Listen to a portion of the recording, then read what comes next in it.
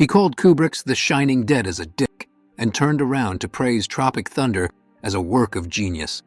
These are the movies Clint Eastwood thinks are masterpieces, and the two he straight up despised. You'd probably think Eastwood sticks to the classics, but turns out the man watches a lot of modern stuff too. One of the films he's openly praised is Tropic Thunder, the wild, chaotic, completely over-the-top Hollywood parody where a bunch of actors get stranded in a real war zone and have to figure out how to survive. Eastwood called it a great send-up of Hollywood. He liked the energy of it, said it looked like the cast was having a blast, and especially singled out Robert Downey Jr. as a standout. And Downey really did go all in on that role. He was hesitant at first. He thought the makeup and the whole concept might be offensive. But he ended up taking the part because he loved the script and wanted to work with Ben Stiller and Jack Black, and it paid off. He got an Oscar nomination for it. Same year Heath Ledger won posthumously for The Dark Knight. So yeah, Eastwood gave a big thumbs up to a movie where Jack Black gets tied to a tree and Downey Jr. plays an Australian method actor in blackface. Hollywood's weird like that. Now this one makes perfect sense. White Heat is pure classic gangster cinema, and Eastwood grew up idolizing James Cagney. He's talked a lot about how much those old crime films meant to him, and White Heat was the one that really stuck. Cagney plays a psychotic mobster with a mother complex, completely unhinged. There's this scene where he casually steps out of a car eating a chicken leg, then blasts a guy locked in the trunk, and Eastwood loved it. He even admitted that his famous hot dog shootout scene in Dirty Harry was a direct steal from that moment. Cagney, funny enough, had mixed feelings about it. He liked the film, but thought the production was cheap, called it another cheap jack job in his autobiography. Eastwood's always had a respect for John Ford, and The Grapes of Wrath is one he's mentioned more than once. It's that kind of film you appreciate more as you get older, something Eastwood said himself. This one's about an Oklahoma family during the Dust Bowl, losing their farm, heading west for work, and finding nothing but more hardship. Henry Fonda plays the lead, and Ford won the Oscar for directing. It's shot simply, but the visuals have this quiet strength to them. No fancy tricks, just clean, powerful storytelling. Eastwood talked about revisiting the film later in life and being blown away by how something that small, shot in such a short time, could have so much scope. Ford was a right-wing director making a movie with a pretty strong left-wing message, but he told the story with so much empathy and restraint that it still hits just as hard. This is one of the films Clint Eastwood holds in the highest regard, and no surprise, it's another John Ford picture.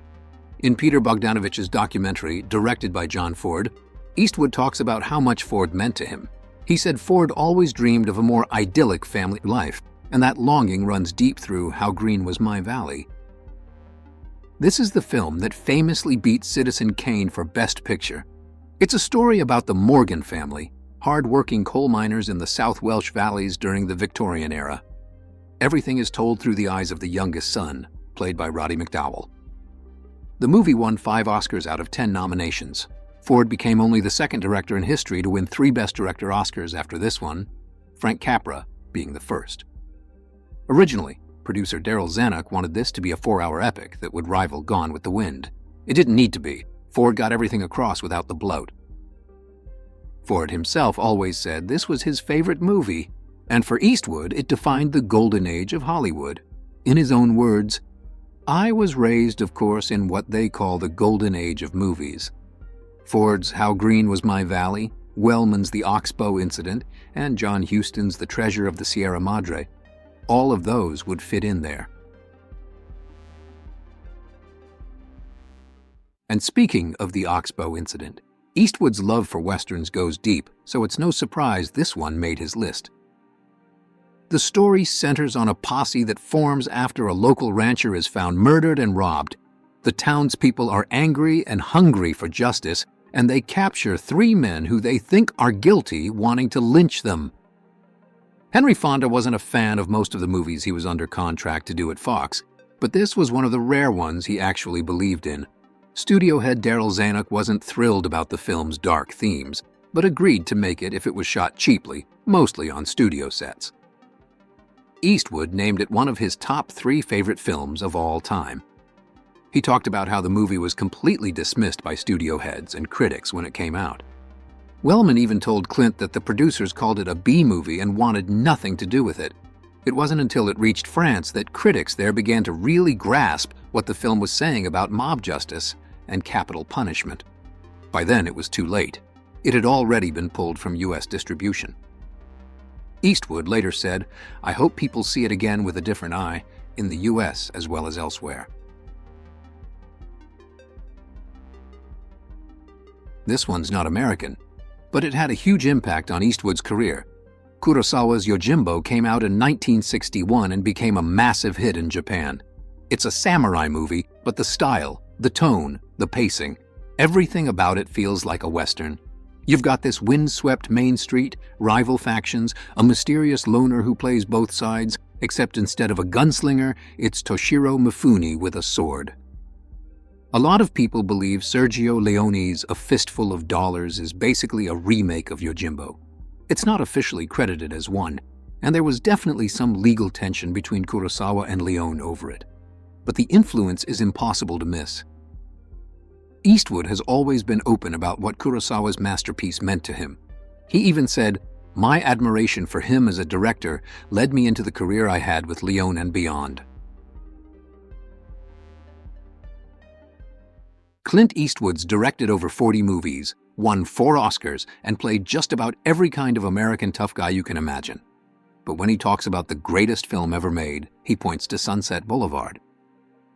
What Eastwood really respects about it is the way Billy Wilder pulls together 2 completely different styles. On one side, you've got Gloria Swanson's washed-up silent film actress, all drama and old-school grandeur. On the other, you've got William Holden's slick, cynical screenwriter, the modern Hollywood guy. Those 2 worlds clash, and it works beautifully. Gloria Swanson, unlike her character, had already moved on from movies. She was working in radio and TV and had no plans for a comeback. But the offer intrigued her, and she took the role. It ended up being the performance of her life. Not everyone agreed. MGM boss Louis B. Mayer lost his mind after seeing the film. At an industry screening, he stormed out and told Billy Wilder, "You've disgraced the industry that made and fed you." Wilder shot back with a simple, "Go fuck yourself." Turns out Clint Eastwood, Dirty Harry himself, is a sucker for a screwball rom-com. In fact, he's called his girl Friday one of his all-time favorite films. The movie came out in 1940, directed by Howard Hawks. Cary Grant plays a fast-talking newspaper editor trying to win back his ex-wife, who also happens to be his star reporter. She's played by Rosalind Russell, and she's about to quit journalism to settle down and get married. Grant's character spends the whole film trying to rope her into one last story and maybe ruin her engagement along the way. The dialogue in this film is a masterclass. It's rapid-fire, loaded with clever comebacks, and packed with energy. Watching Grant and Russell go toe-to-toe is like watching a verbal boxing match. Sharp, funny, and relentless. Eastwood had a lot of admiration for Cary Grant. He once said Grant never got as much credit as he deserved, but he had brilliant timing and a unique presence on screen. That's exactly what made his girl Friday so great. And finally, the one that really stung, because it was his own. Back in 1958, Clint was still trying to get his foot in the door. He landed the second lead in a low-budget Western called Ambush at Cimarron Pass. Shot in 8 days, barely promoted, and honestly, just plain bad. Eastwood played a Confederate soldier escorting a prisoner through hostile territory, and when he saw it in theaters, he said he thought his career was over. Told his wife, "I'm gonna quit. I've got to get a real job." But right after that, he bumped into someone at CBS. Pure chance. That meeting led to Rawhide, and Rawhide changed everything. He's called Ambush at Cimarron Pass probably the worst film ever made, and the fact that it almost made him quit, that says a lot.